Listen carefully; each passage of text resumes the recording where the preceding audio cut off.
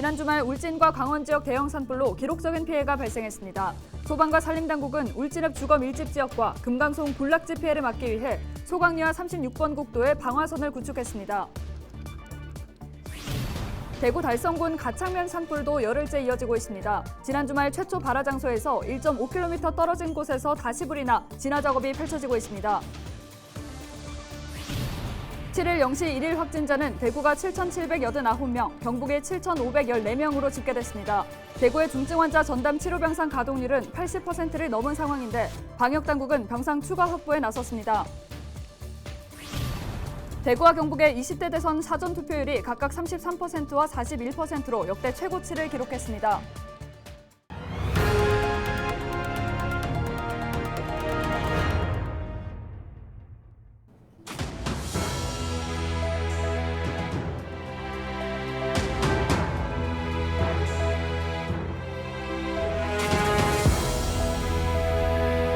여러분 안녕하십니까? 헬로TV 대구 경북뉴스입니다. 나흘간 이어진 산불로 서울 면적의 4분의 1에 달하는 산림이 잿더미로 변했습니다. 특히 울진과 강원 지역의 피해가 상당한데요. 산세가 험한 데다가 바람의 방향과 세기가 시시각각 변하며 진화 작업에 큰 어려움을 겪었습니다. 울진에서는 주거 밀집 지역을 비롯해 금강송 군락지와 신라 천년고찰인 불영사 피해를 막기 위한 방어 작전이 펼쳐지고 있습니다. 보도에 홍하영 기자입니다. 7일까지 나흘째 이어진 울진 산불. 바람의 방향이 시시각각 바뀌며 계속 긴장 상태입니다. 신라 진덕여왕 때 만들어진 울진의 불영사. 산불 영향권에 미치지 않아 주민들을 위해 김밥과 주먹밥을 준비하고 있었는데 지난 6일 오전부터 바람의 방향이 바뀌어 문화재 보호에 총동원됐습니다. 많이 놀랐죠. 그래서 일단은 우리 이제 불영사에 보물이 많이 있으니까 그 보물을 그 문화재청하고 또 행안부에서 다 이제 전문가들이 나와서 그 우리 그 대웅전 안에 영산회장도 하고 그 보물 2점, 그 탱화 2점 하고 그 불연을 2점을 그렇게 이제 이송하게 됐죠. 그 밤에 이제 한 몇 시간 동안 그걸 이제 준비하면서 우리는 굉장히 좀 그 긴장도 많이 하고 또 지금 이제 화재로 인해서 이 천년 고찰이 무너진다라는 생각을 하니까 굉장히 답답하기도 하고. 급한 대로 보물 영산회상도 불연, 유형문화재 신중탱화 한 점을 국립경주문화재연구소로 옮겼습니다. 미처 이동할 수 없는 석탑은 안동에서 공수한 방연포로 포장했습니다. 혹시 모를 상황을 대비해 불상과 불단들도 이동에 대비해 모두 내렸습니다. 불쏘시개 역할을 할지도 모를 낙엽과 나뭇가지들을 정리하고 물을 뿌려 화재 예방에 최선을 다하고 있습니다. 7일 아침부터 화재 위험으로 굉장히 긴장 상태였지만 다행히 낮부터 바람이 잦아들어 한숨 돌렸습니다. 하지만 목조 건물이라 안심할 수 없기 때문에 소방 인력은 계속해서 대기하고 있습니다. 한편 7일 오전까지 인근 금강송 군락지에도 300m 앞까지 불길이 닿아 소방과 산림당국이 방어선 구축을 위해 인력과 장비를 집중시켰고 금강송 치유센터 앞에서 계속해 상황을 주시하고 있습니다. 이미 큰 불로 엄청난 규모의 산림이 소실되고 주민 피해도 발생한 상황. 더 이상의 산불 확산을 막기 위해 현장에서는 연일 사투가 벌어지고 있습니다. 헬로TV 뉴스 홍하영입니다.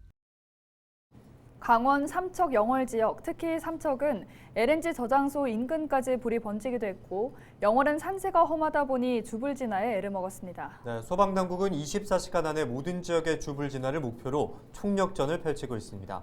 양진호 기자의 보도입니다. 삼척에서만 650헥타르, 축구장 800개 크기의 산림이 모두 잿더미로 변했습니다. 강한 바람이 불며 계속해서 진화에 어려움을 겪었는데 헬기가 불길이 남하하기 시작한 울진 지역에 집중되면서 삼척은 지난 6일까지 사실상 주불 진화가 불가능했습니다. 가장 우선적으로 진화해야 될 곳이 바로 아까 말씀드린 울진 읍의 고성리 지역에 이 첫 번째로 우선적으로 진화를 할 예정이고 두 번째로는 지금 소강리 방향으로 전개되어 있는 화선을 진압할 예정입니다. 이 소강리 방향에는 국가적으로 굉장히 중요한 금강송 군락지, 즉 유전자원 보호구역이 있어서 다행히 초속 10m 이상으로 강하게 불던 바람이 7일 오전부터 5m 이하로 잦아들면서 화재 확산 정도가 크게 줄었습니다. 하지만 같은 시간 현장에는 안개와 연기가 뒤섞여 시야 확보가 힘들어지면서 한동안 헬기 운용에 애를 먹었습니다. 불길이 민가까지 번지진 않았지만 화재 현장 인근 마을은 연기와 재에 완전히 뒤덮였습니다. 주민들은 혹시나 불씨가 다시 되살아나진 않을까 불안에 떨어야 했습니다. 헬기가 와서 좀 진화를 해주면은 그나마 좀 진화가 될 것 같은데 지금 형태를 봐서는 헬기가 원체 안 들어오고 있으니까 불이 뭐 불렀으면 막 들어오니까 그게 좀 보기 좀 답답하죠. 요즘은 그 집 근처에 이 농사를 안 지어 보니까 묵은 토지가 많아. 그러다 보니 이게 막 갈대고 뭐가 나나 노니 불이 들어왔다 이러면 뭐 집은 그냥 뭐 순식간에. 7일 오후 4시 기준 주불 진화는 80% 이상 완료됐습니다. 바람이 잦아든 것이 그나마 좋은 결과를 가져온 건데 소방당국은 헬기 운용이 불가능한 야간에 재발화 가능성을 염두에 두고 진화 작업을 펼쳤습니다. 실제 지난 5일 같은 경우에도 큰 불길이 잡혔다 야간 헬기 작업이 중단되며 재차 불길이 거세졌습니다. 동시에 바람 방향에 따라 불길이 태백까지 번질 수도 있다는 우려의 목소리도 커지고 있습니다. 삼척시와 소방당국은 조속히 주불을 잡겠다는 각오로 진화의 총력전을 펼치고 있습니다.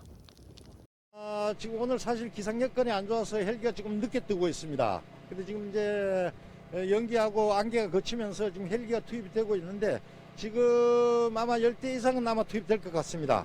그러면은 오늘 내로 아마 주불 진화가 가능하고 또 완전 진화까지도 저희들이 지금 목표로 두고 그렇게 지금 진화 작업을 하고 있습니다. 영월 지역은 상황이 더 좋지 않습니다. 바위산의 산세가 험해 진화 인력의 접근이 힘든 데다 헬기도 부족해 진화 속도가 더딜 수밖에 없습니다. 현재까지 영월에선 80헥타르, 축구장 100개가 넘는 크기의 산림이 화재에 직접적인 영향을 받았고 계속해서 그 규모가 커지는 중입니다. 다만 다행히 아직까지 민가 피해는 발생하지 않았습니다. 아무래도 봄철에 강한 바람이 큰 영향일 수 있습니다. 바람이 지금 낮 동안에 상당히 좀 많이 불고 있는 상태고요. 특히 그리고 지금 산세가 지금 많이 험해서 진화 인력들이 진입하는데 어려움이 많습니다. 결국 지금과 같은 대형 산불이 발생했을 때는 진화 헬기의 운용 능력과 규모가 진화 속도에 결정적인 영향을 준다고 볼 수 있습니다. 강원도는 산림청, 소방당국과 함께 진화 헬기 추가 도입과 운용 확대를 위한 논의를 이어갈 방침입니다. 더불어 재난지역 선포 범위 확대를 정부에 요청하기로 했습니다. 헬로티비 뉴스 양진호입니다. 계속해서 취재기자 연결해 산불 관련 소식 추가로 알아보겠습니다. 박근수 기자, 이번에 울진 삼척을 비롯해 경북과 강원 지역의 산불들 피해가 엄청나다고요? 네, 그렇습니다. 이미 울진과 강원 지역에서 서울 면적의 4분의 1에 달하는 산림이 소실됐습니다. 예. 정부는 피해가 큰 울진군과 삼척시를 특별 재난지역으로 선포했는데요. 대형 산불로 인한 선포 사례로만 본다면 2000년 동해안 산불과 2005년 양양 산불, 또 2019년 강원 동해안 산불 이후 네 번째입니다. 이에 따라 피해를 입은 주택을 포함해 사유시설이나 공공시설 피해에 대한 복구비 일부가 국비로 지원됩니다. 예. 이 밖에도 피해 주민들에게는 생계 구호를 위한 재난지원금이 지원되고 지방세 납부도 유예됩니다. 네, 여기에 대구 달성군의 산불도 아직 완전히 안 꺼진 상황인데 계속 진화 작업이 이루어지고 있다고요? 네, 대구 달성군 산불 벌써 열흘입니다. 지난달 26일 밤 9시쯤 대구 달성군 가창면 두암산에서 처음 불이 났는데 계속해서 불씨가 다시 살아나 매일같이 진화 작업이 펼쳐지고 있습니다. 예. 사실상 진화와 재발화가 반복되고 있는데요. 주말에 울진과 강원 지역 대형 산불로 소방력이 집중됐을 때도 두암산에서 산불이 일어났습니다. 토요일 저녁 시간대였는데요. 주말 내내 공중과 지상에서 일체적인 진화가 이뤄졌고 7일에도 아침부터 헬기 5대와 펌프차 등 장비 27대 그리고 진화 인력 500여 명이 투입됐습니다. 하지만 울진과 강원 쪽으로 헬기들이 총 동원되다 보니까 현장에서도 쉽지는 않은 상황입니다. 네, 방어의 가능성이 있다는 주장도 제기됐는데 어떻습니까? 네, 그런 주장이 나오고 있습니다. 처음 불이 났던 지역은 달성군 가창면 용계리인데 지난 주말에는 오리에서 불이 났습니다. 대략 1.5km가량 떨어진 곳인데요. 두 차례 모두 토요일 저녁에 불이 났고 또 등산로나 민가에서 떨어져 인적이 드문 곳이라는 점, 또 계속해서 불이 다시 살아난다는 점을 볼 때 방화일 가능성이 크다 이런 주장입니다. 달성군청에서는 당화를 의심하면서 경찰에 신고를 했고 인근 CCTV 확인 작업이 진행 중이고요. 경찰에서도 본격적인 수사에 나설 것으로 예상됩니다. 네, 박근수 기자와 산불 관련 소식 추가로 알아봤습니다. 수고하셨습니다.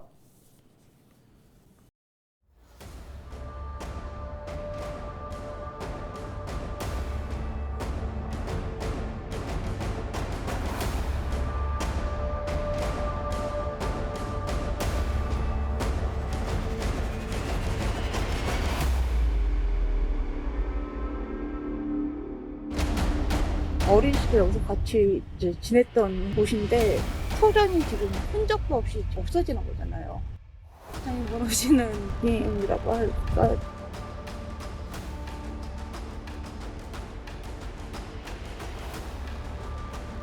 다 껐다고 생각해도 또 뒤에 또 불이 붙어오는.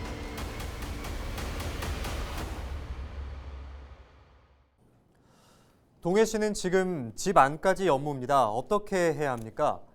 재난방송을 통해 어려움을 공감하고 힘을 모을 수 있게 도와주세요. 경북과 강원 지역을 휘어감은 대형 산불. 며칠째 뜬 눈으로 밤을 지새우며 뜨거운 불길과 매캐한 연기 속에 고통을 받은 주민들. 그중에 한 분이 온라인 포털 사이트에 올린 글입니다. 불안과 걱정이 담긴 목소리는 이뿐만이 아니었습니다. 지역 곳곳에서 쏟아졌는데요.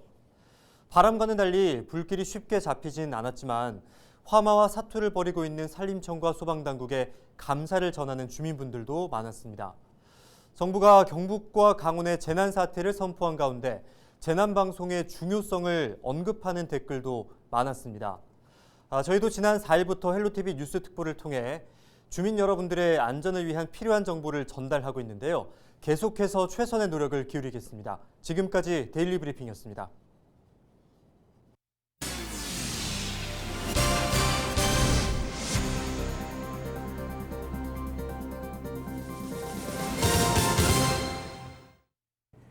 (7일) 0시 기준 대구와 경북 지역 1일 확진자가 각각 7,000명대로 집계됐습니다. 대구에서는 7,789명이 추가로 감염됐습니다. 연령별로 보면 60대 이상이 17.6%로 가장 많았고 20대와 40대도 15%를 차지했습니다. 현재 대구의 중증 환자 전담 치료병상 가동률은 82.8%로 방역당국은 오는 15일까지 위중증 병상 83개를 추가 확보할 방침입니다. 경북에서는 7,514명이 추가 확진됐고 포항과 구미에서 1,000명이 넘는 확진자가 나왔습니다.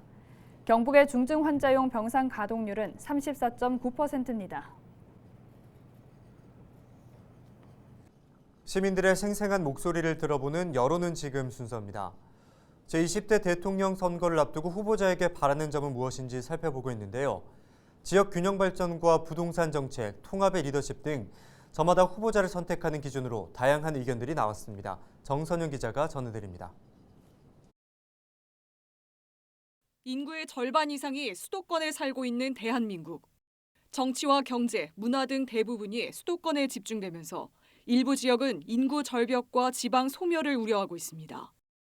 이번 대선에서 비수도권 주민들은 지역 간 격차를 줄이고 균형 발전을 이룰 수 있는 후보자를 뽑겠다고 말합니다. 범위만 넓지 아무런 그런 게 잘 없잖아요, 이게. 그래서 이제 그런 것들은 모든 것이 와가지고 사람들이 모여들 수 있는 이런 조그마한 거라도 이렇게 만들어졌으면은. 지방대가 조금 활성화돼서 서울로 애들이 많이 안 갔으면 좋겠어요. 지방이랑 서울 간의 격차가 심하니까 그 격차를 해소하려면 아무래도 인재들이 여기 있어야 이제 되겠죠.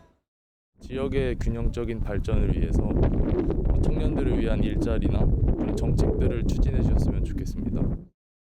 최근 천정부지로 치솟은 집값은 세대를 불문하고 가장 큰 고민입니다. 유권자들은 후보들이 경쟁적으로 내세우고 있는 부동산 공약을 꼼꼼하게 따지겠다고 강조합니다. 같은 경우에는 나중에 집 살 때 좀 돈이 좀 많이 좀 들어갈 거 하고 돈이 좀 얼마 없는 사람들한테는 이거 부담이 좀 심하게 갈 것 같아 하고 그런 거 집값을 좀 조정하는 분이 됐으면 좋겠어요. 첫째는 부동산, 우리 애기도 아들이 지금 집이 없습니다. 집이 없어서 이리저리 지금 전세에 살고 있는데 집 구하기가 일단은 젊은 애들 부동산 문제의 첫째가 그게 제일 중요하다고 생각하고 있고요. 특히 치열한 접전이 예상되는 이번 선거에서 소통하는 자세와 통합의 리더십은 대통령이 갖춰야 할 중요한 자질입니다. 몇몇 사람이 결정을 해놓고 마치 이것이 국민들의 뜻인 양 이렇게 말씀하시는 이런 것들을 좀 지양하고 결국은 소통을 많이 하는 것 그리고 현장에 답이 있다는 것을 아는 것이 아주 중요할 것 같습니다. 정책 같은 걸 처리하는 데 있어서 여러 전문가들의 의견을 듣고 훨씬 좋은 방향으로 갈 수 있도록 독단적으로 뭔가를 막 해나가기보다는 서로 통합이 돼가지고 잘 우리나라를 이끌어주셨으면 좋겠습니다. 이번 대선의 사전 투표율은 36.93%로 역대 최고치를 기록했습니다. 저마다의 바람을 담아 소중한 한 표를 행사한 유권자들. 사전 투표의 뜨거운 열기가 본 투표까지 이어질 수 있을지 주목됩니다. 헬로티비 뉴스 정선영입니다. 한 주간 발생한 뉴스를 재정리해보는 시간입니다. 지난 한 주 동안 주요 이슈는 뭐가 있었는지 이상원 유수민 기자를 통해서 이야기 나눠보겠습니다. 화상으로 연결해봅니다. 안녕하십니까? 네, 안녕하십니까. 뉴스민 이상원 기자입니다. 우선 지난 한 주 동안 발생한 주요 이슈부터 종합해 주시죠. 네, 더불어민주당과 국민의힘은 막판 지지층 끌어모으기에 총력을 기울이고 있습니다. 사전 투표가 시작된 지난 4일 민주당은 정세균 전 국무총리 추미애 전 법무부 장관이 대구에 왔고 국민의힘은 윤석열 후보가 직접 경북 경산과 대구를 찾았다는 소식 전해드리고요. 사전 투표 현황까지 살펴보겠습니다. 각 정당별로 막판 지지층 모으기의 총력인데요. 더불어민주당은 주요 정치인이 대구 경북을 찾았다고요? 네, 더불어민주당 대통령 후보 경선에서 이재명 후보와 겨루었던 이낙연, 정세균, 추미애 전 국회의원이 지난주 대구와 경북을 찾았습니다. 이낙연 전 의원은 2일 대구에 와서 윤석열 후보를 신출내기 사공에 비유하며 코로나19 극복을 위해 이재명 후보를 지지해달라고 호소했습니다. 정세균 전 의원은 사전투표를 대구에서 했습니다. 정 전 의원은 이 자리에서 유난 단일화를 평가절하하기도 했습니다. 같은 날 울산에서 사전투표를 한 추미애 전 의원은 곧장 대구와 경북 경산 등을 찾아 이 후보가 경북 출신이라는 점을 강조하며 지지를 호소했습니다. 국민의힘은 윤석열 후보가 직접 대구와 경북을 찾았던데요. 네, 윤석열 후보는 사전투표가 시작된 지난 4일 대구와 경북을 찾아 새몰이에 나섰습니다. 윤 후보는 이날 부산에서 사전투표를 하고 경북 경주를 거쳐 경산과 대구를 찾았습니다. 윤 후보는 경산 유세에서 민주당을 향해 뒤떨어진 운동권 이념에 빠졌다거나 부패 세력, 패거리 정치 같은 표현으로 비판했습니다. 윤 후보보다 하루 앞서 이준석 당대표도 대구에 와서 기자들과 간담회를 갖고 선거운동을 이어갔습니다. 이 대표는 기자들과 만난 자리에서 단일화 후속 절차에 대한 의견을 전하고 영남대 방촌시장 등을 찾아 사전투표를 독려했습니다. 네, 이번 사전투표에서 역대 최고 투표율을 기록했는데 대구 경북은 어땠습니까? 네, 대구와 경북도 역대 최고 사전투표율을 기록했습니다.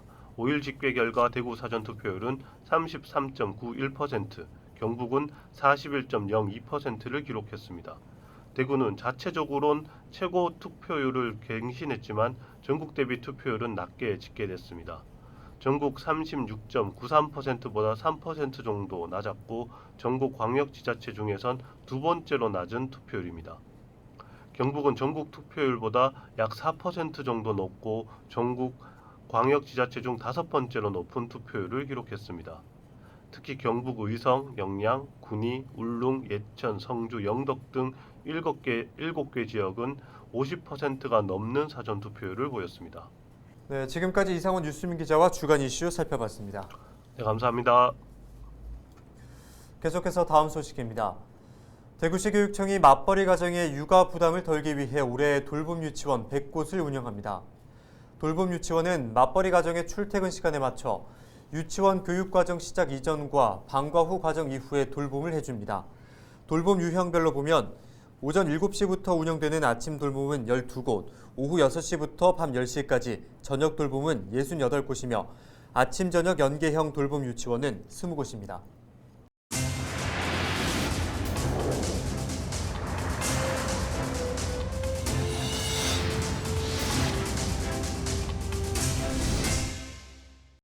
이상으로 뉴스를 마칩니다. 함께해 주신 여러분 고맙습니다.